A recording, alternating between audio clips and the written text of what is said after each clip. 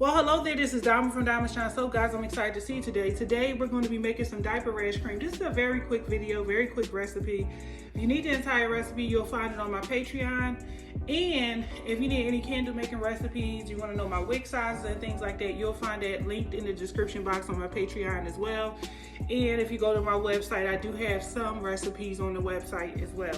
Okay, so in this recipe for this diaper rash cream, I have just a few things. I have zinc oxide 9 nano, bentonite clay, coconut oil, shea butter, and beeswax. Okay, so you can easily go to the store and buy some diaper rash cream, but there are a lot of chemicals and things like that. So when it comes down to a newborn baby, I'm very funny about what I put on my baby's skin. Okay, so typically I like to make everything ranging from soap to shampoo, whatever it is. I want to make sure that I'm putting the best products on my baby. All right, first we're going to go ahead and weigh out our shea butter, and we're going to put that in here. And so I want you guys to use a heat-proof container where you can just go and just melt all of the ingredients down on a double boiler. Okay, so let's go ahead and weigh out our shea butter. So whenever you're making a baby recipe, you want to make sure that you use ingredients that are safe for a baby's skin. And when it comes down to essential oils, I know most people love to have smells and stuff like that, especially like with something like this, you want to have like a little smell in it. But for me, I'm just going to leave it without fragrance. But you just need to make sure that you're using the right essential oils, because some essential oils are not good for newborn babies. You know, toddlers, you can get away with it, but when it comes to a newborn, their skin is like super sensitive. They can easily break out and get a rash, and you don't want to go trying to heal a rash with diaper rash cream, and you're bringing in a rash as well with essential oil, using the wrong thing. So you just have to be careful. All right, so the next thing we're going to add is we're going to add our beeswax. Now, we're not going to use a whole lot of beeswax because we don't want it to be like a hard cream. We want it to be something that we can just go in, kind of scoop out and apply to the skin without it being like really hard, like a swab or a balm or something like that. So let's go ahead and add a little bit of beeswax to this recipe.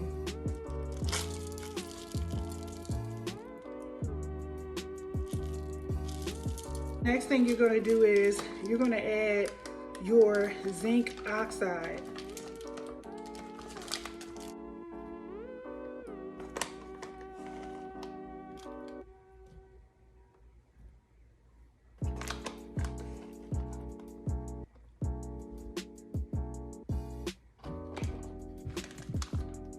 We're going to add some coconut oil.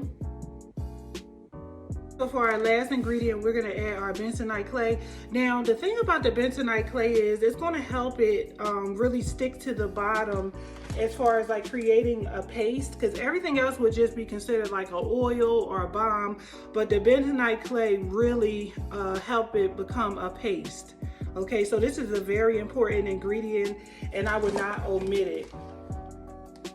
So now what you're going to do is you're going to go ahead and place all of these ingredients into your double boiler, and you're going to melt it down. And I have some 2-ounce jars that I'm going to be pouring it into.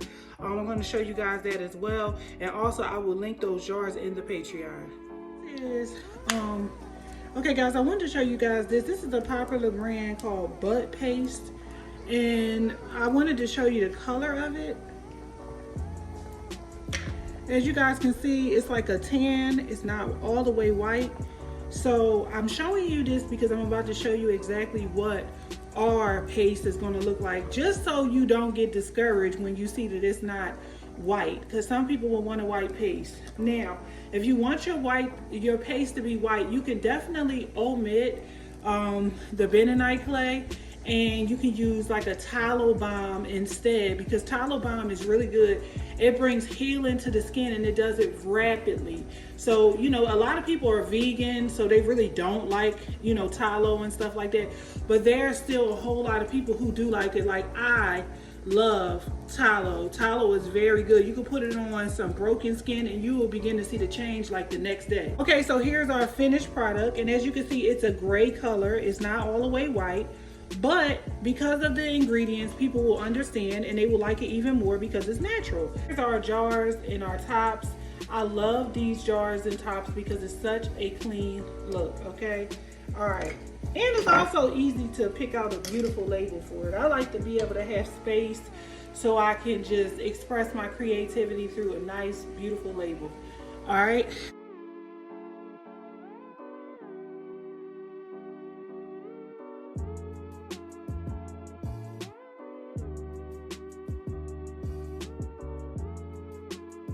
Okay guys, so I just applied a little bit to my skin just so you can see.